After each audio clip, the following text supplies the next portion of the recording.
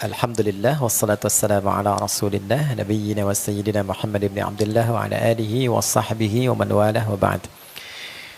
Kita mengawali kajian ini dengan memuji dan bersyukur pada Allah Subhanahu wa taala yang masih memberikan kesempatan kita untuk berkehidupan di saat sebagian mungkin kolega, saudara, saudari kita ada yang telah mendahului kita.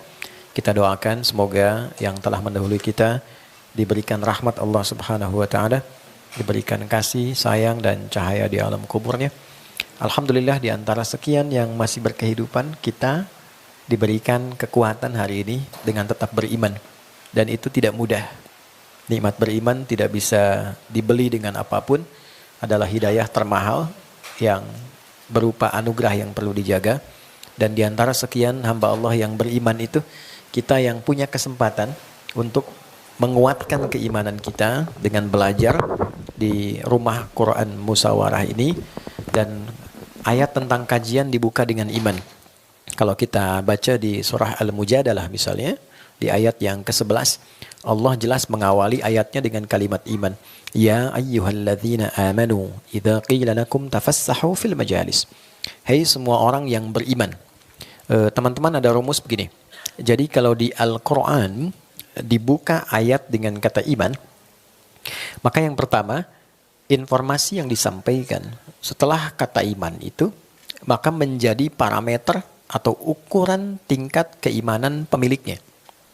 Semakin bersemangat menunaikan, ini pertanda imannya sedang baik atau sedang ingin dikuatkan oleh Allah. Ya. Nah, tapi kalau misalnya ada rasa malas, turun semangat, ini menunjukkan ada kondisi iman yang lemah yang perlu diantisipasi. Oke, kita coba, saya izin berdiri dulu. Mohon maaf, saya mohon maaf kalau duduk saya agak lebih tinggi ya. Yang pertama, seperti kita ketahui penanggalan kalender di dalam Islam disebut apa? Oke, hijrah atau hijriyah? Ya, yang hijriyah angkat tangan. Gak apa-apa, menang gak dapat hadiah, salah pun tidak berdosa. Yang hijrah boleh angkat tangan. Sisanya Allahu a'lam ya. Oke, gak apa-apa. Oke, kita tuliskan ini ada hijrah. Maaf, di belakang kelihatan ya? Ibu kelihatan? Iya, gak, maksud saya ini kelihatan papan tulisnya. Saya tahu ini belum tampak, kelihatan ya? Ibu rajin nyimak ya ini. Saya memang tidak merencanakan untuk bilang, belum saya tulis, tidak. Saya pastikan. Ini ada hijrah, gini. Ini besarkan, hijrah. Nah, hijrah. Oke. Kemudian, di sini ada hijriyah. Hijriyah. Oke. Hijriyah. Dah, pelan-pelan. Hijrah ini secara singkatnya itu berpindah. Nah ya? Secara singkatnya apa? Berpindah.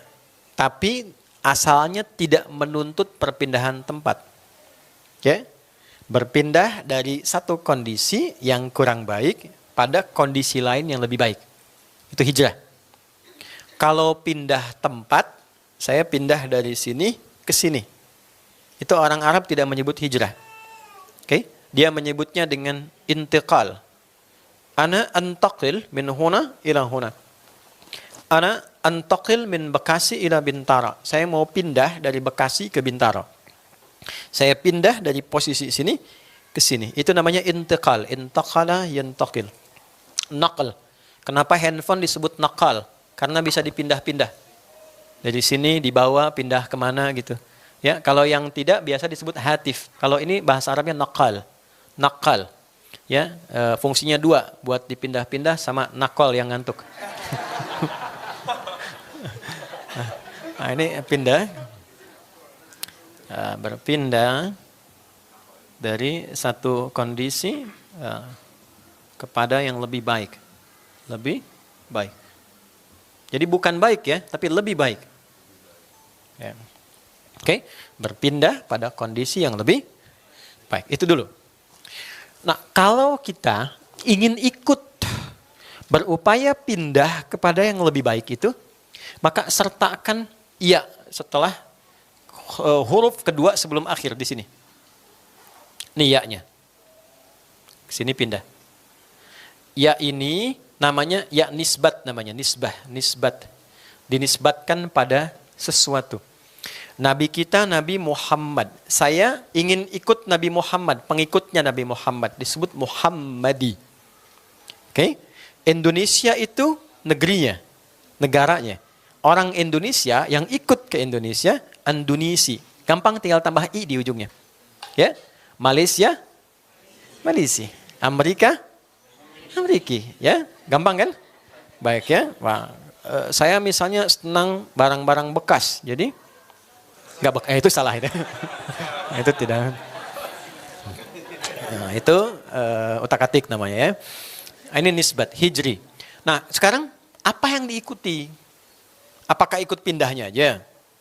Atau kalau kita mau ikut nilai-nilai yang terdapat di dalamnya, yang kita sebut lebih baik itu. Saya pengen ikut sifatnya, saya pengen ikut hikmahnya, saya pengen ikut karakternya, ya kan?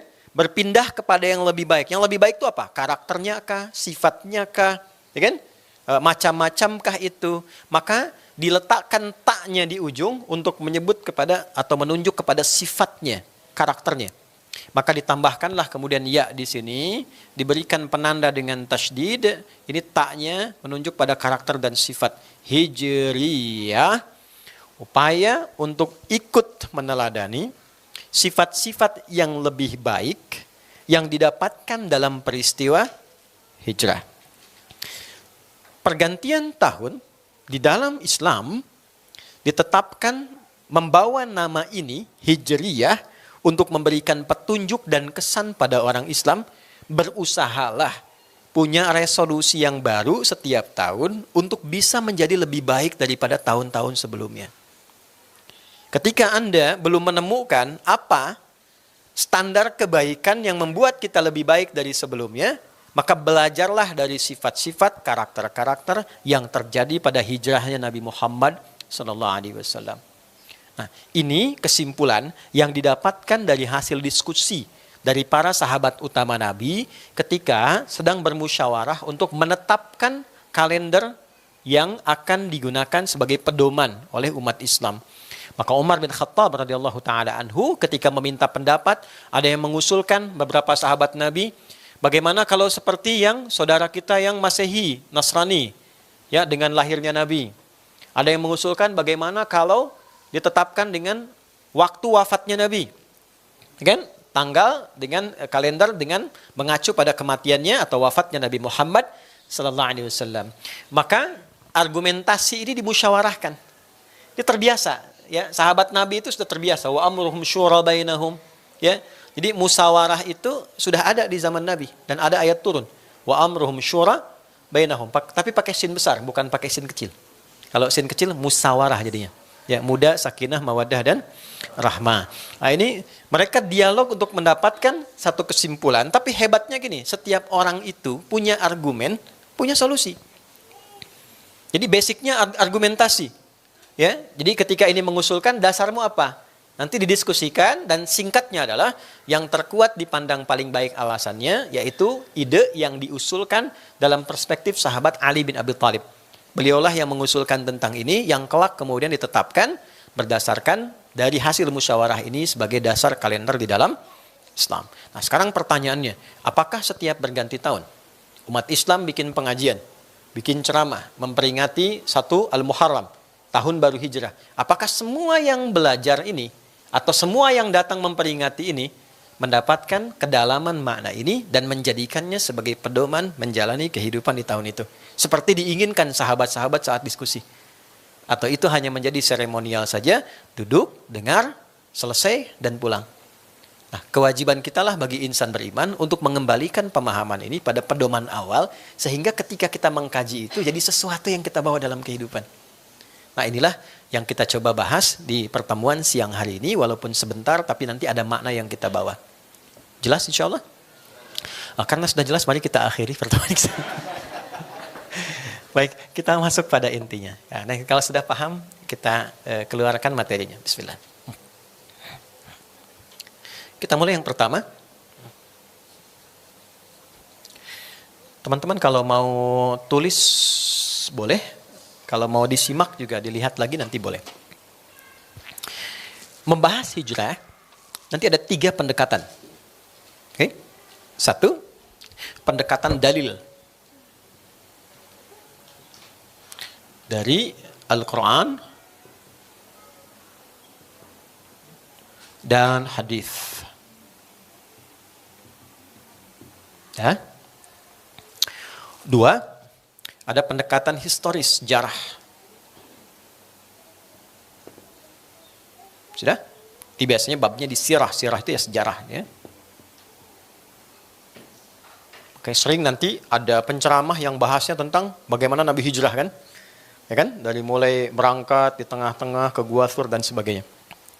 Yang ketiga, ada pendekatannya pendekatan kontemplatif. Jadi sifatnya evaluasi. Muhasabah. Pernah dengar nggak atau menyimak nggak? Kadang akhir tahun ada muhasabah, gitu kan? Nah ini pendekatan yang ketiga. Sifatnya kontemplatif atau tahannus. Nah, nanti isinya muhasabah. Ini berdalil juga, bukan tanpa dalil. Oke. Ya, sekarang kita coba gabungkan ketiganya dalam durasi yang singkat. Teman-teman, yang pertama, basic tentang hijriyah ini kita keluarkan di ayat dulu, Al-Quran. Untuk ayatnya 1, Quran surah ke-9 At-Taubah ayat 36. 2, saya ambil 3 aja ya, mempersingkat. Quran surah 59 ayat 18. Kemudian yang ketiga, Quran surah 94.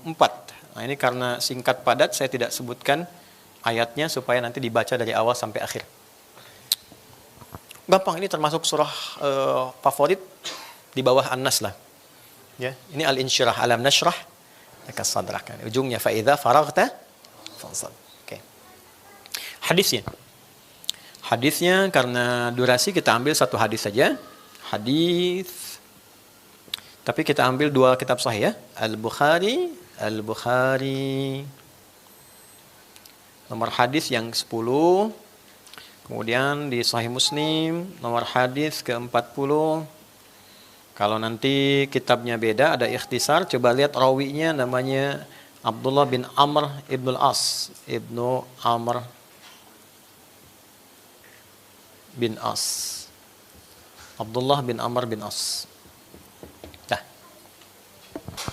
Yang ini nanti kita turunkan. Sudah? Baik, kita mulai ya. Yang pertama Quran surah Quran surah 9 At-Taubah. Bismillahirrahmanirrahim. Inna iddatash syuhuri 'indallahi 12 syahran fi kitabillah. Yauma khalaqas samawati wal arda minha arba'atun hurum. Dzalika ad-dinul qayyim fala tadhlimu fihinna anfusakum. Ada ayatnya? Oke. Sampai di situ dulu. Yuk kita mulai pelan-pelan baca, terjemahkan, pahami dengan tafsir. Inna, saya terjemahkan dengan kaidah bahasa Arab ya. Nanti supaya adik-adik santri nanti bisa belajar. Jadi kalau kalian belajar nahwu itu ada huruf namanya an-nawasib. Ya, inna harfu nasbin wa taukidin tansibul isma wa tarfa'ul khabara mabniyun 'alal fathi la mahalla lahu minal i'rabi. Oke. Inna itu huruf yang berfungsi menyampaikan informasi dan menanamkan informasi itu kepada hati terdalam supaya tidak ragu. Namanya nasab.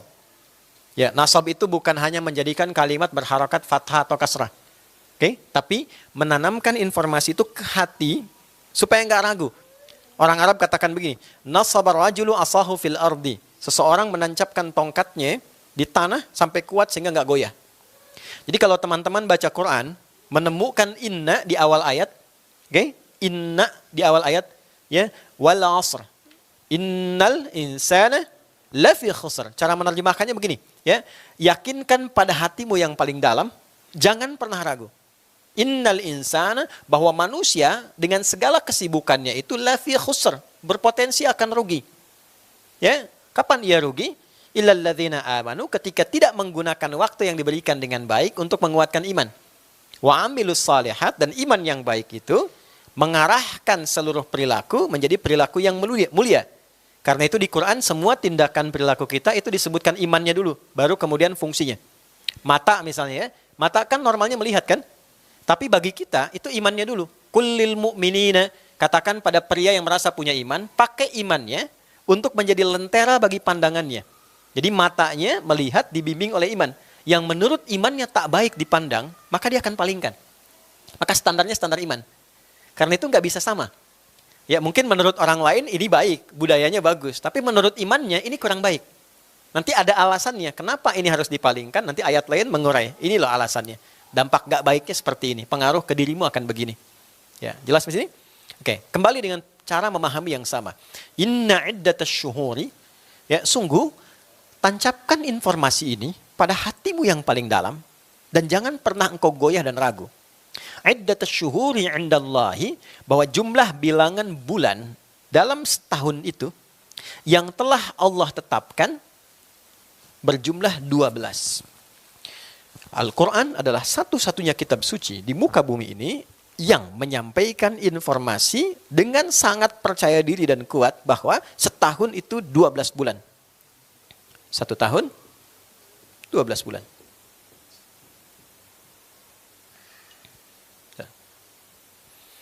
Dulu pernah ada dari kalangan Romawi ingin membuat satu sistem menggunakan tambahan 13 bulan dan tidak berhasil, nggak seimbang. Ya, dan ternyata ketika ingin diseimbangkan lagi, ya setahun dibuatnya 12 bulan. Mau menggunakan pendekatan misalnya matahari basicnya ataupun menggunakan pendekatan bulan ya lunar, itu tetap saja ya kembalinya akan 12 bulan. Nah, poinnya bukan ini. Ini menunjuk kepada mu'jizat terkait dengan isyarat Al-Quran yang dibenarkan oleh ketetapan ilmiah. Jelas? Artinya apa? Jadi kalau secara ilmiah saja itu benar, seharusnya menjadi pintu. Kalau nggak jadi pintu, jadi jendela. Kalau tidak jadi jendela, setidaknya jadi celah untuk menerima kebenaran Islam. Ya, untuk mengenal Tuhan gitu kan. Oke, itu satu dulu. Kemudian, Yauma khalaqas samawati wal arda minha arba'atun hurum. Sejak Allah mencipta langit dan bumi untuk berkehidupan, maka bersamaan dengan penciptaan langit dan bumi ini, dihadirkan pula durasi waktu yang dijalani. Bahasa gampangnya begini. Ini Allah ciptakan langit sebagai naungan, ciptakan bumi tempat beraktivitas. Lalu kita kan diminta beraktivitas kan? Ya, di bumi ini dengan pilihan yang kita bisa ambil. Untuk beraktivitas ini, Allah kemudian tetapkan durasi waktu. Dibuat sistem waktu. Salah satunya setahun ada berapa? 12 bulan. Nanti sebulan ada sekian pekan. Nanti dari pekan ada sekian hari. Karena itu nanti ada latihan yang kita sebut ibadah itu. Ada ibadah harian, ada ibadah pekanan, ibadah bulanan, sampai ke ibadah tahunan. Oke? Untuk memberikan gambaran bahwa ada agenda yang kita siapkan. Singkatnya adalah, ini ada keteraturan waktu. Minha arba'atun hurum. Dari 12 ini, kemudian Allah mengajarkan kepada kita cara menata agenda. Salah satu yang ditawarkan adalah dibagi ke dalam 3 bagian. Ya, 12 dibagi 3 berapa? 4 kan? Ya, kalau bahasa bebasnya gini tafsirnya. Hei, aku kasih setahun 12 bulan. Jangan dijalani begitu saja. Cuman makan, tidur, berangkat, gak tahu arah. Engkau bikin agenda. Setidaknya engkau coba bagi deh. Setahun dalam bagi 3 bagian 4 bulan. Misalnya kan? 4 bulan, 4 bulan. 4 bulan mau dibuat apa? 4 bulan dibuat apa? 4 bulan dibuat apa? Ya kalau di luar kadang-kadang kan dibagi ke dalam musim-musim kan? Oh ini musim ini saya kerjakan ini. Musim ini saya kerjakan ini. Ketika ada musim panas saya kerjakan ini. Musim dingin saya kerjakan ini. Demikian seterusnya. Secara singkatnya, ayat ini ingin mengajarkan kepada kita, hendaklah manusia punya keteraturan agenda. Yang ia siapkan, minimal punya visi hidup dalam setahun itu mau ngerjakan apa. Paham di sini? Ya, kalau belum, Allah ajarkan. Ya, aku saja tetapkan yang 4 itu sebagai bulan evaluasi. Arba'atun hurum. 4 bulan aku tetapkan sebagai bulan terhormat untuk evaluasi. 4 bulan itu yang dimaksudkan 3 berurutan, Dzulqa'dah bulan 11, Dzulhijjah bulan 12, sekarang bulan pertama Al-Muharram, dan Rajab bulan yang ke-7. Wa Rajabun mudhar baina Jumada wa Sya'ban. Jadi 4 bulan. Ya, maksudnya apa? 4 bulan beraktivitas, 4 bulan menikmati hasil aktivitas, 4 bulan evaluasi. Jadi kalau kita bisa bagi seperti itu, teman-teman sekalian, nanti polanya bisa kita terapkan dalam harian. 24 jam misalnya dibagi lagi. Dibagi 4 jadi 6 misalnya kan. 6 jam gunakan apa, 6 jam gunakan apa. Intinya adalah buat hidup ini teratur dengan agenda hidup. Nih, bikin agenda yang teratur. Supaya terencana. Ada nggak kitab suci di muka bumi ini yang mengarahkan kita supaya teratur dalam hidup dengan membuat agenda yang terukur? Nah, Quran mengajarkan itu. Ya, jadi aku ciptakan langit dan bumi, kemudian engkau beraktivitas, aku ciptakan langit teratur, bumi teratur, engkau pun yang hidup harus teratur. Gampangnya begitu. Jangan sampai langitnya teratur, buminya teratur, manusianya tidak teratur. Maka diberikanlah kemudian waktu dengan bagian-bagian yang diberikan petunjuk supaya kita bisa menjalani kehidupan dengan teratur. Paham sampai sini? Oke. Maka diberikanlah kemudian dari agenda ini petunjuk-petunjuk untuk beraktivitas. 1. Agenda yang dibuat minimal setahun kita bagi itu dipandu oleh Al-Quran harus membawa manfaat di setiap tempat yang akan kita pijak. Jadi jangan sampai begini, kita bikin kegiatan, tapi kegiatan yang kita lakukan tidak ada manfaatnya untuk kehidupan kita. Ya, Anda kerja kan dapat sesuatu, dibawa ke rumah supaya makannya terpenuhi, hidupnya nyaman gitu kan? Ada manfaatnya kan? Nah sekarang pertanyaan dasarnya, tinggalnya di dunia saja atau ada tempat lain yang akan kita tinggali? Nah, jujur nih. Kita di mana sekarang? Bukan, kita di rumah Quran Musyawarah, ini bagian dunia. Dunia. Dunia tempat tinggal bukan? Bukan. Dunia tempat meninggal. Bukan tempat tinggal. Karena kita akan tinggalkan kan? Ya, kalau tinggal kan abadi sifatnya kan? Artinya sementara kan? Ya, meninggal dunia. Artinya kita tinggalkan kan? Tapi kita ada di dunia ini. Otomatis kita bikin kegiatan supaya kehidupan dunia nyaman kan? Enak ya, baik ya. Dalam bahasa Arabnya hasanah namanya. Makanya kita sering berdoa, Rabbana atina fid dunya hasanah. Clear? Nah pertanyaannya, apakah tinggal di dunia saja? Tidak. Kan tiap hari kita ditampakkan, dengar berita. Ada yang telah meninggalkan kita, meninggal dunia. Tadi saya baru lewat Tanah Kusir. Itu kan? Ada makam di dalamnya dan seterusnya. Artinya apa? Satu saat kita juga akan mengalami peristiwa yang sama, meninggalkan dunia ini. Ketika meninggalkan dunia, lawannya menuju tempat baru kan? Oke? Meninggalkan dunia kan pertanyaan selanjutnya kemana? Artinya menuju tempat yang baru. Pertanyaannya kemana setelah meninggal dunia? Bersyukurnya kita orang Islam, itu kalimatnya lengkap, informasinya lengkap, di Quran itu lengkap.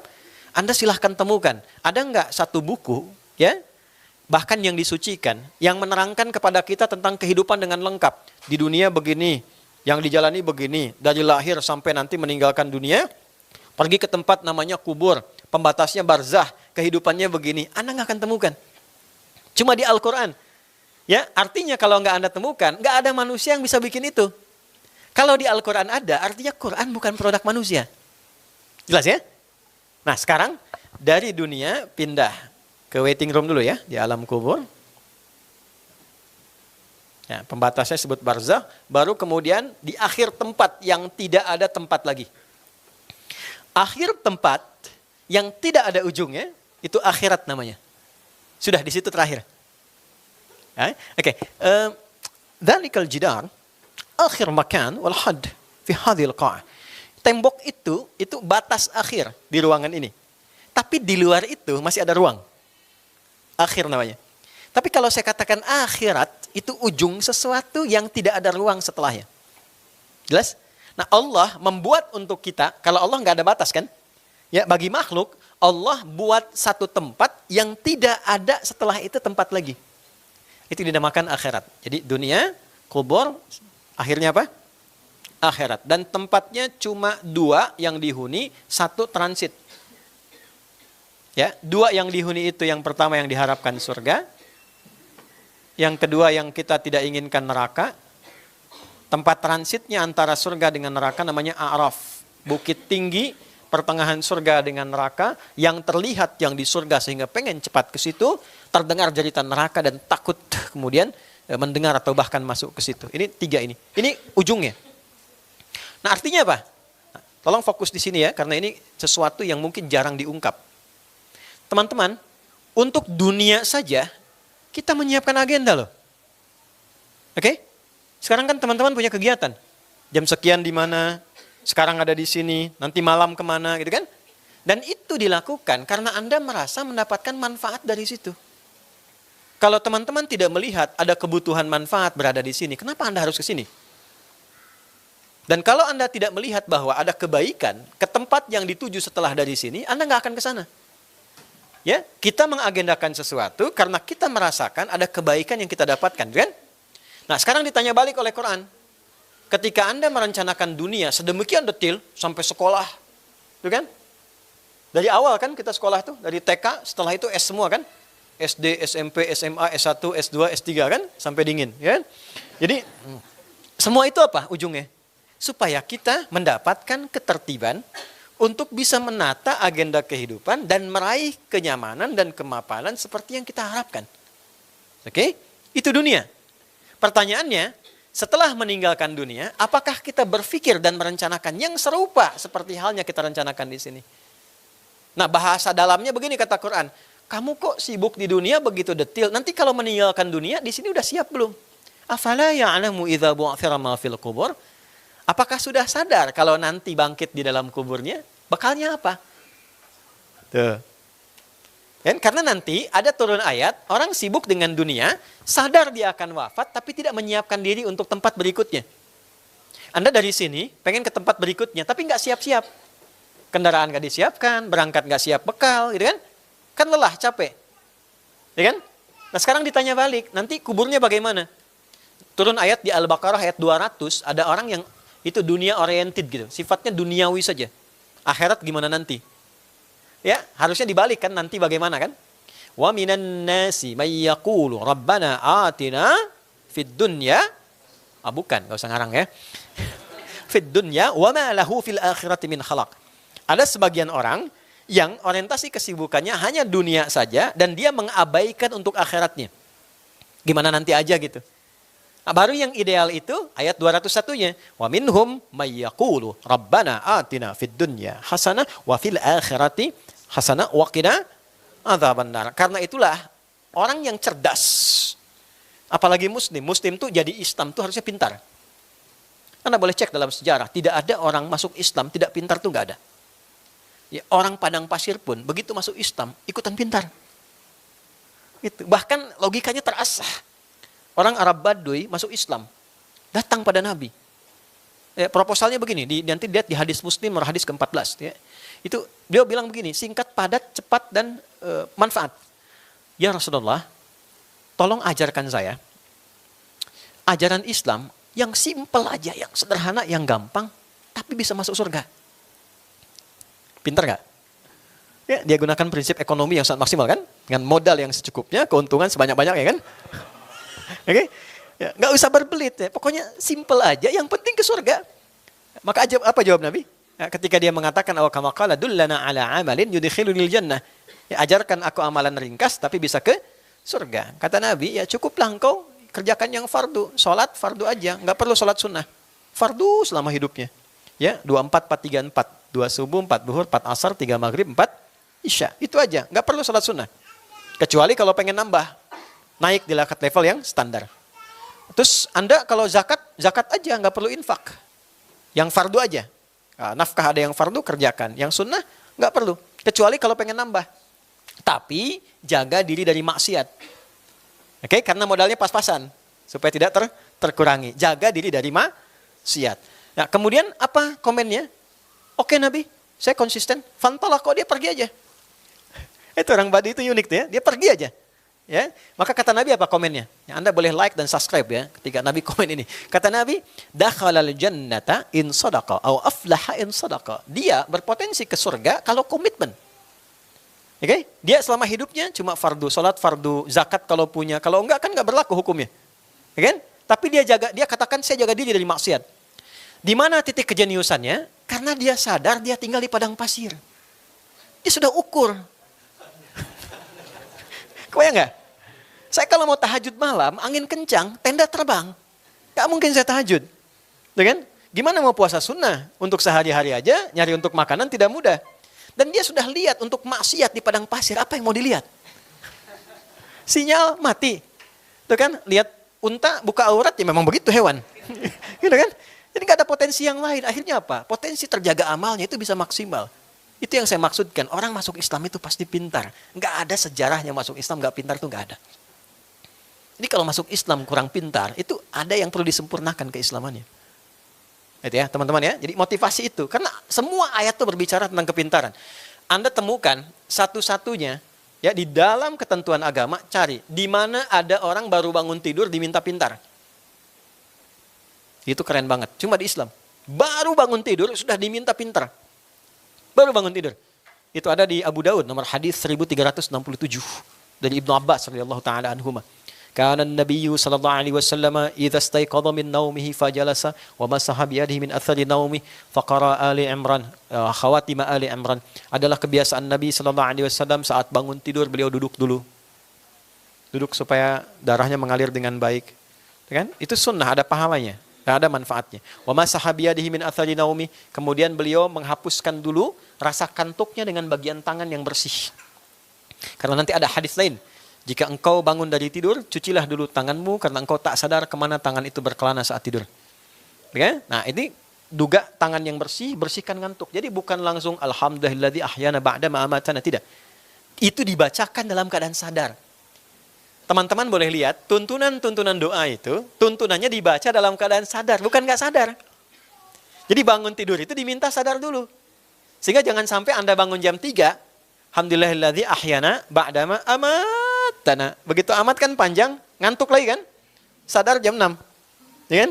Nah, diminta sadar dulu. Dalam kesadaran itulah dia merenung, lalu dipandu membacakan 11 ayat terakhir Ali Imran. 11 ayat terakhir itu rencana kehidupan sampai akhirat.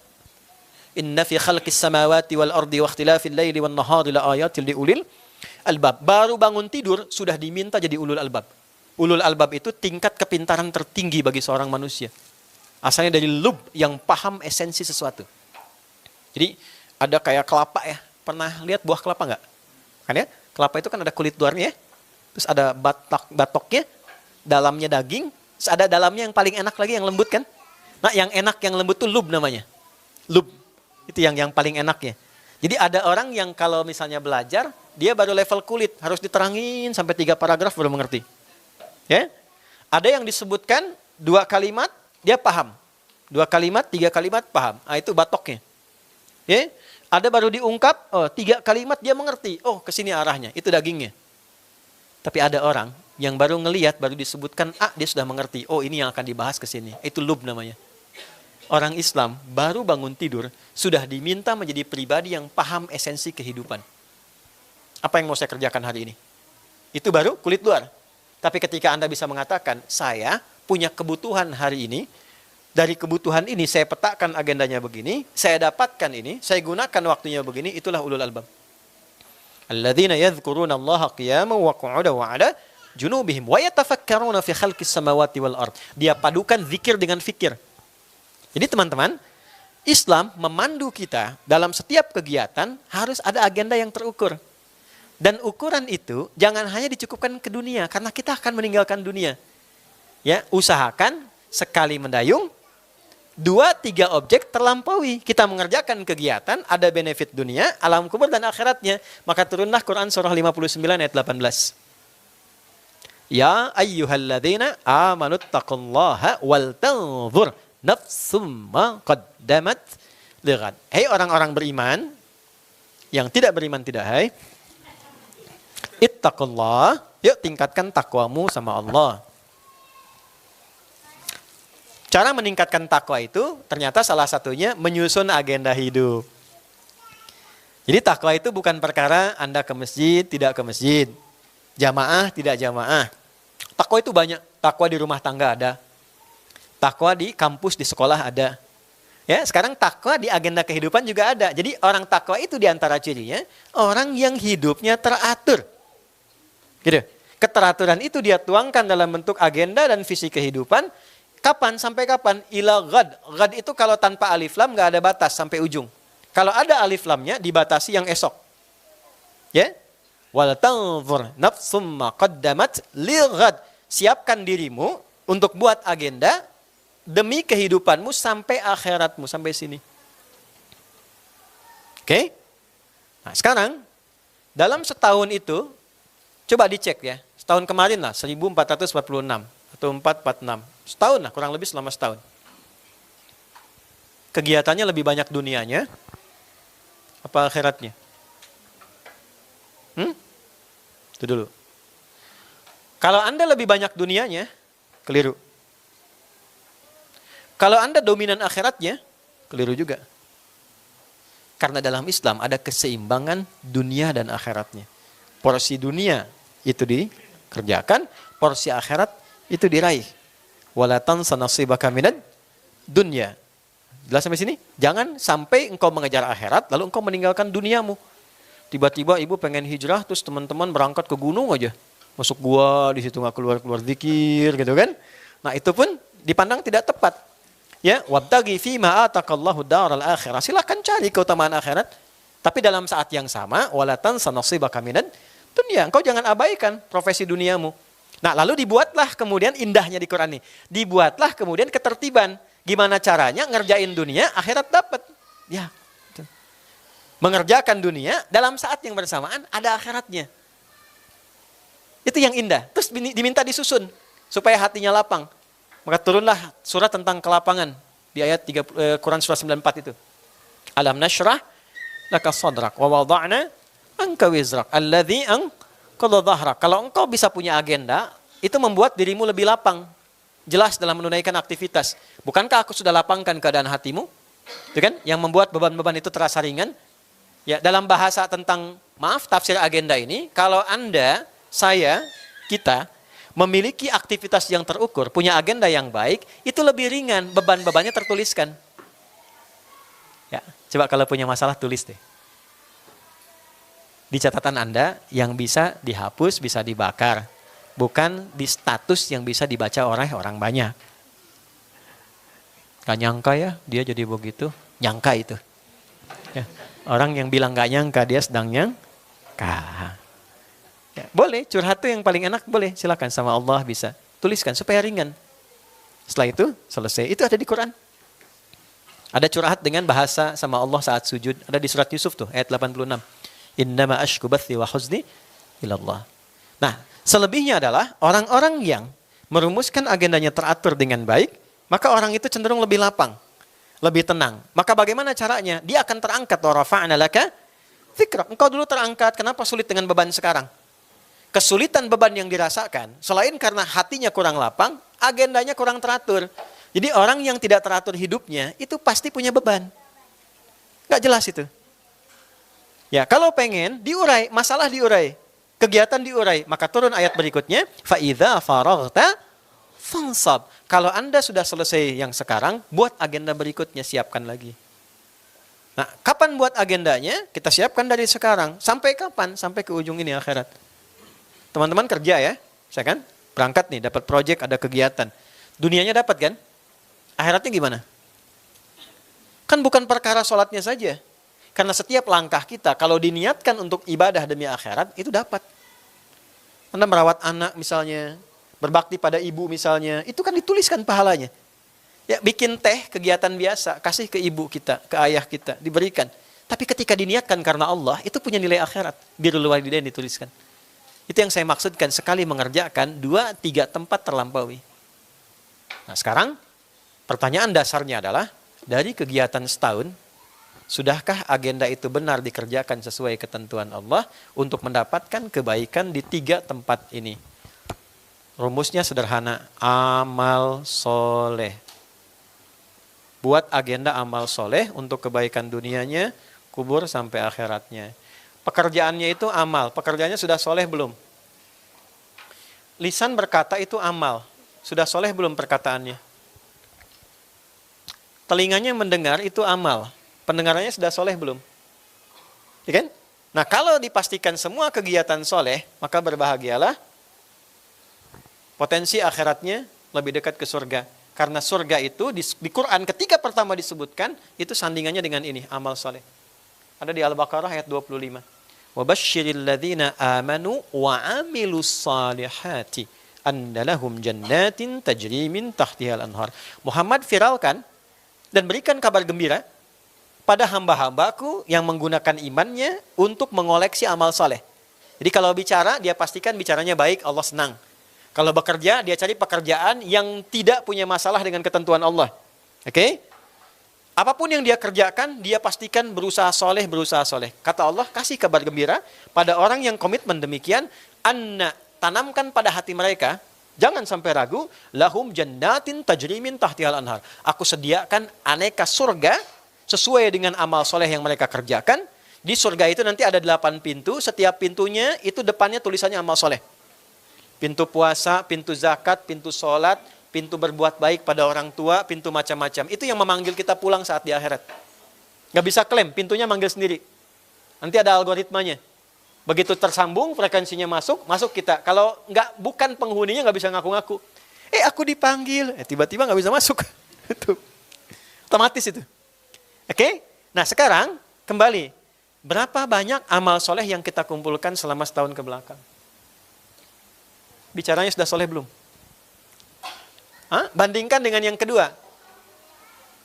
Yang konsekuensinya ke sini, ke neraka. Amal salah. Beda tipis. Oke? Ada soleh, ada salah. Bukan salah yang pemain bola ya, Liverpool. Yang temannya dia Toyota meninggal kemarin dalam kecelakaan itu ya. Amal soleh, amal salah. Oke, sekarang. Dalam setahun ke belakang. Jangan setahun lah ya, terlalu jauh. 1 hari kemarin, kira-kira bicaranya banyak salahnya, banyak solehnya.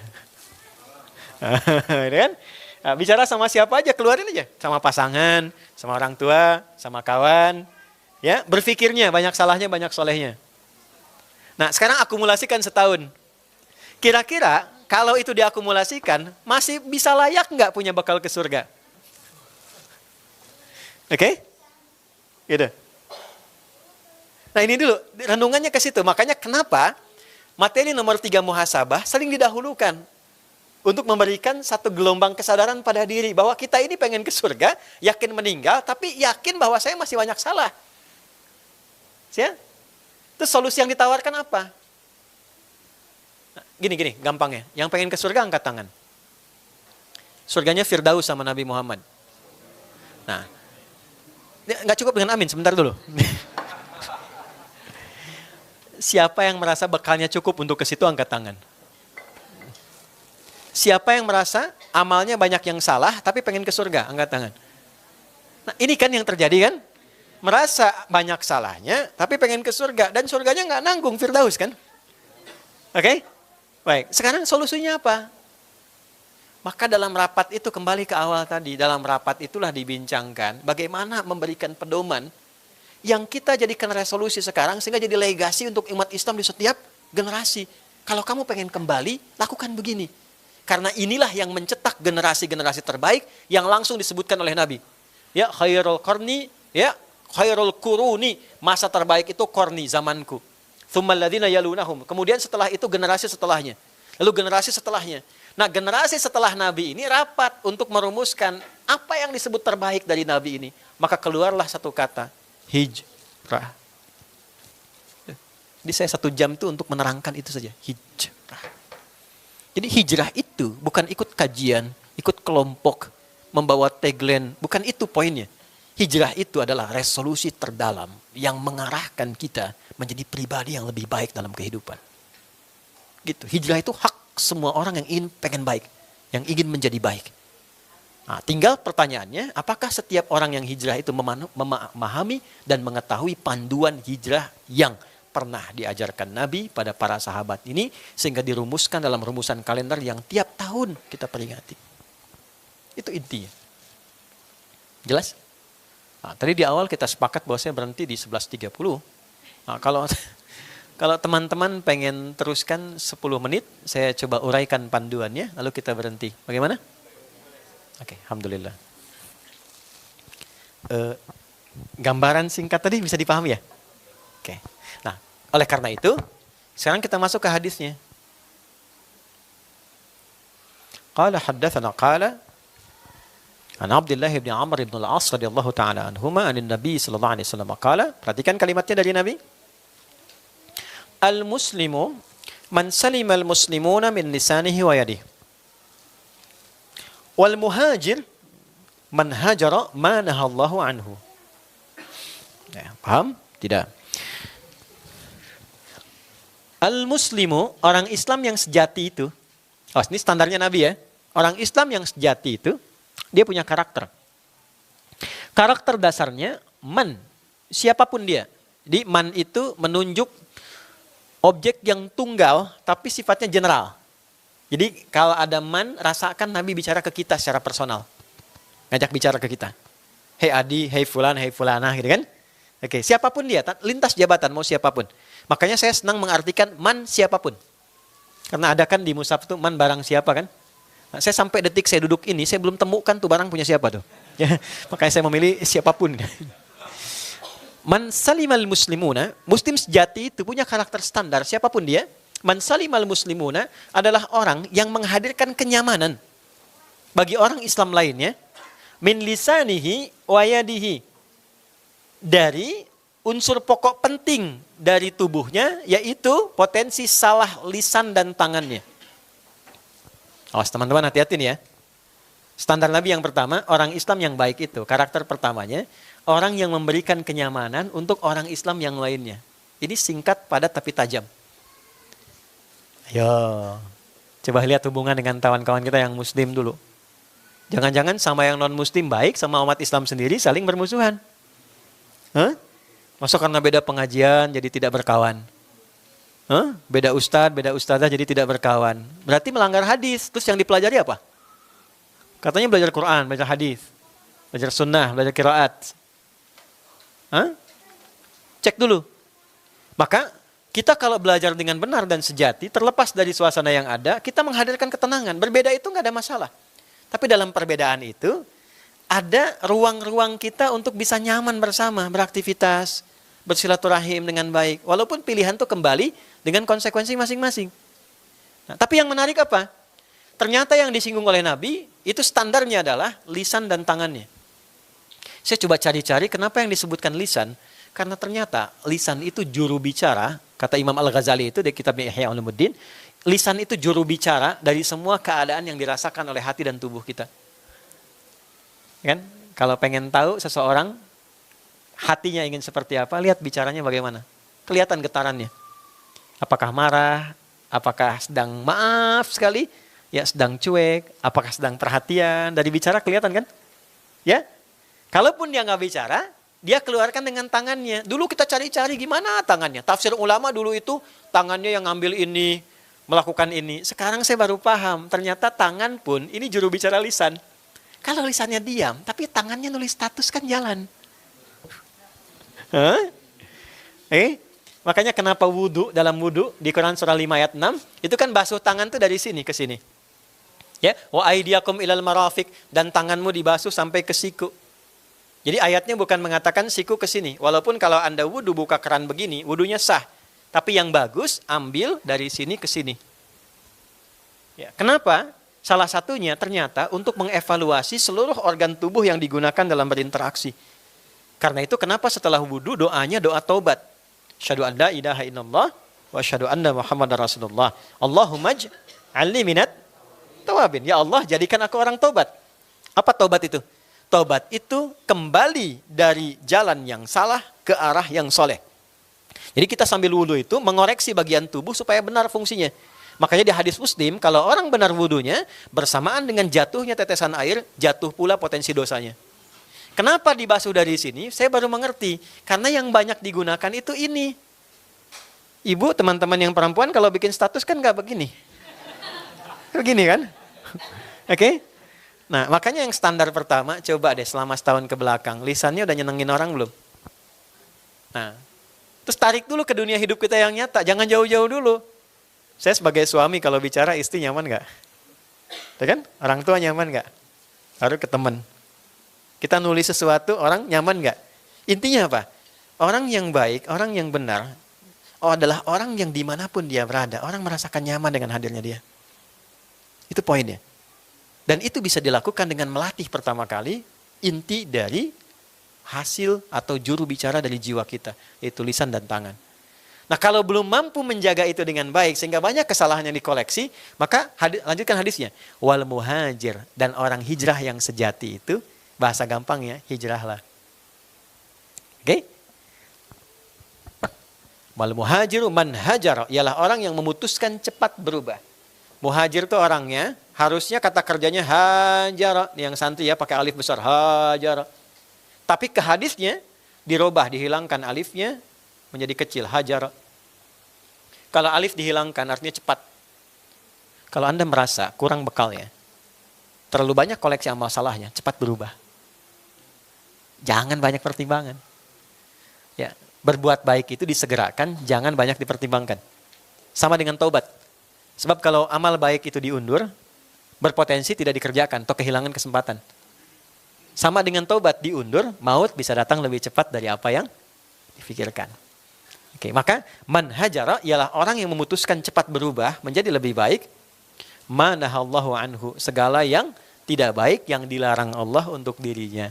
Secara singkat, yang pertama dikerjakan adalah ini tentang kontemplasi dulu. Dari dalil yang disebutkan. Yuk, kalau bicara setiap masuk tahun baru, yang dilakukan apa? Duduk dulu deh. Cek kenali diri kita, Ma'rifatul Insan. Saya menulis buku ada judulnya Ma'rifatul Insan, kenali diri kita. Tulis satu-satu, dari atas kepala sampai ujung kaki. Teman-teman gak usah panjang-panjang ya, setahun berapa hari ya? Kurang lebih 365 hari ya, kalau kita hitung kan. Ya, yang menggunakan pendekatan Masehi ya, yang solar ya. Kalau yang lunar kurang lebih 356-an ya. Bagi coba dengan tubuh kita. Tubuh kita ada berapa organ? Dari ujung kepala sampai ujung kaki. Bagi, misal, ya dari kita ambil dari rukun sholat aja yang turun, kita ambil misalnya 13 kan ya, turunan ke bawahnya. Bagi misalnya 13, 365 bagi 13. Ya, atau bagi misalnya ke berapa bagian, 10 lah, misal kayak supaya cepat. Beberapa bagian untuk menggenapkan saja. Maka dibagi kepala, terus kepala bagi lagi mata, telinga, lisan. Nanti setelah itu dari mata turun ke, jangan langsung ke hati. Dari lisan dulu, terus ke tangan, ya, baru ke hati sampai ke ujung kaki. Nah, ini yang dilatih 365 dibagi. Misal, sepekan ini saya pengen latihan mata. Ya, gampang bagi 12 deh, 12 bulan. Maka sebulan pertama latihan mata dulu, memandang yang betul. Sampai terasa pandangannya pakai iman. Sampai terasa betul imannya, itu membimbing mata itu untuk memandang. Sampai terasa bahwa ini pandangan iman. Ya, jelas gak? Dulu ada grup nasyid tuh dari Malaysia tuh. Pandangan mata selalu menipu. Ada ya? Yang gitu ya? Pandangan hati selalu. Ada ya? Kalau nggak salah tuh. Saya pernah ingat itu ada tahun 90-an itu kurang lebih. Nah, harusnya Anda yang hafal ya. itu latihan tuh, pandang mata tuh enak. Sampai kita merasa nyaman. Oh, saya tahu ada iman dalam mata saya. Nah, dari mata nanti baru turunkan ke telinga dulu, tengah-tengah. Latihan bulan depannya telinga. Sampai telinga merasa nyaman. Setelah itu lisan. Sampai merasa bahwa ada iman dalam lisan itu. Nanti puncaknya sampai ke kaki. Sehingga nanti menjadi Quran yang hidup. Qurannya bukan sekedar dibaca. Jadi matanya memandang pakai Quran, telinganya pakai Quran, sampai ke ujung kaki. Sampai menjadi kalimat wa innaka la'ala khuluqin 'azim. Ya, khuluqul Quran. Dia menjadi Quran yang berjalan. Manusia seutuhnya. Kalau sudah seperti itu, maka semua bagian tubuhnya dipandu oleh Allah. Dia berperilaku dengan kasih sayang sehingga orang merasa nyaman. Hamba Allah yang diliputi kasih sayang. Bahasa Arabnya ibadur rahman. Maka turunlah ayat di surah Al-Furqan itu. Wa ibadur rahmanil ladzina yamshuna 'alal ardi hauna wa idza khatabahumul jahiluna qalu salama. Hamba Allah kalau sudah punya sifat rahman itu indah. Bergaulnya nyaman, orang senang. Kalau diprovokasi dia keluar kalimat yang meneduhkan, menyejukkan bagi banyak orang. Itulah inti kita sebagai muslim. Itulah hijrah. Nah, jadi kalau kita sekarang katakan saya pengen hijrah, Sederhananya, kita pengen menata diri kita lebih baik dari sebelumnya. Tinggalkan yang dinilai tidak baik menurut Allah dan Rasulnya. Pada akhirnya, kita akan meninggalkan dunia. Jadi kalau Anda masih merasa bahwa demi dunia saya mengerjakan itu, maka diingatkan Anda meninggal. Makanya kenapa urutannya setelah itu kuburan. Gitu ya. Kalau Anda cek di surat Abasa itu lebih jelas lagi. Ya, kalau kita buka dari ayat 24 ya sampai seterusnya, tsumma amatahu fa aqbara. Sesibuk apapun Anda, pada akhirnya Anda wafat. Kalau dibuka dari ayat 17, qutilal insanu ma akfara. Duhai, sibuk banget sih ini. Ya, yang merasa sibuk sampai jauh meninggalkan perintah Allah. Ma akfara, kenapa engkau begitu menyelisihi apa yang Allah telah tetapkan karena kesibukanmu? Bahasa gampangnya gini, sibuk apa sih sampai lupa ibadah? Kan? Min ayyi syai'in khalaqah. Sebetulnya kamu dicipta dari apa? Kamu tuh kecil. Naik gunung aja kerasa kecilnya kok. Di alam semesta kerasa kecilnya. Ya? Min ayyi syai'in khalaqah, min nutfatin khalaqahu faqaddara. Ya, Anda itu kecil, awalnya perpaduan spermatozoa dengan ovum, Allah rawat, lalu lahir, thumma sabila yassara, terlahir, berkehidupan, terus merasa sibuk, lupa bahwa akan meninggal, thumma amatahu, kamu meninggal loh. Fa'akbara, setelah itu dikubur. Nah, jadi kalimatnya simpel tapi dalam, engkau sibuk mencari duniamu tapi lupa, hanya untuk bahkan kuburmu sebelum akhiratmu. Nah, kalau Anda lupa di situ, saya lupa, kita lupa, balik hijrah, wal muhajir, hijrahlah yang sejati, balik lagi. Jelas sampai sini? Nah itulah, kalau kita pengen mulai menguatkan karakter itu pada diri kita, ingin memulai karakternya, maka tambahkan tak, kemudian ikutkan ya. Ya nisbah, maka berubah jadi hijriyah. 1447 hijriyah. Maksudnya apa? Setelah 1447 tahun dari peristiwa hijrahnya Nabi, apakah kita termasuk orang yang berkomitmen untuk berubah jadi lebih baik, seperti dulu Nabi dan sahabat meninggalkan keadaan untuk menjadi yang terbaik. Nah, itu kesimpulannya. Terus prakteknya gimana? Harus pakai sirah. Coba lihat perjuangannya. Nabi untuk berubah itu nggak mudah, teman-teman. Naik gunung dulu, lewatin 6 bukit, turun lagi, terus tinggal dulu di dalam gua Thur berapa lama, jalan lagi 400 kilo. Antum tempat enak, tempat ngajinya bagus, AC-nya nyala, sound systemnya bagus, setelah ini ada makan bareng-bareng snacknya gitu kan. Nah kalau dengan semua ini belum membuat kita lebih baik, perlu difasilitasi apa lagi?